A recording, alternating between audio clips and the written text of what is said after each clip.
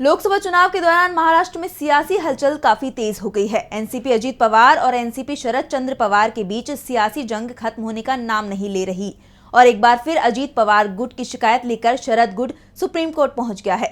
शरद गुट ने अजीत पवार गुट पर सुप्रीम कोर्ट के आदेश की अवहेलना करने के आरोप लगाए हैं। तो क्या है पूरा मामला, शरद गुट ने क्यों खटखटाया सुप्रीम कोर्ट का दरवाजा, जानने के लिए देखिए ये खास रिपोर्ट। महाराष्ट्र में सियासी घमासान छिड़ गया है। एनसीपी शरद चंद्र पवार और एनसीपी अजित गुट के बीच चुनाव चिन्ह को लेकर लड़ाई थमने का नाम नहीं ले रही।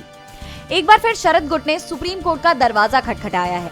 शरद पवार ने घड़ी चुनाव चिन्ह पर कोर्ट के आदेश का पालन न करने का आरोप लगाते हुए अजित पवार के खिलाफ सुप्रीम कोर्ट का रुख किया है। दरअसल सुप्रीम कोर्ट ने एनसीपी शरद गुट की याचिका पर सुनवाई करते हुए अजित गुट को चुनाव प्रचार के लिए शरद पवार की फोटो इस्तेमाल करने को लेकर फटकार लगाई थी। साथ ही आवंटित चुनाव चिन्ह घड़ी के इस्तेमाल करने को लेकर कुछ दिशा निर्देश भी दिए थे। कोर्ट ने कहा था कि पार्टी हर विज्ञापन में अपने चिन्ह के साथ इस बात का भी जिक्र करेगी कि ये चिन्ह अभी भी विचाराधीन है।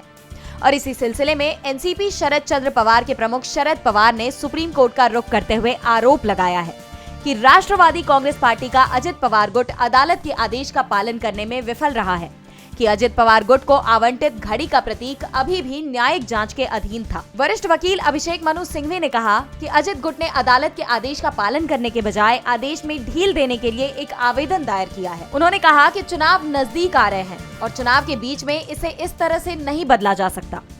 मामले में सुनवाई करते हुए जस्टिस सूर्यकांत और केवी विश्वनाथन की पीठ ने अजित गुट से अब तक जारी किए गए विज्ञापनों का विवरण मांगा और कहा कि वह शरद पवार की याचिका को सूचीबद्ध करने पर बाद में फैसला करेगा।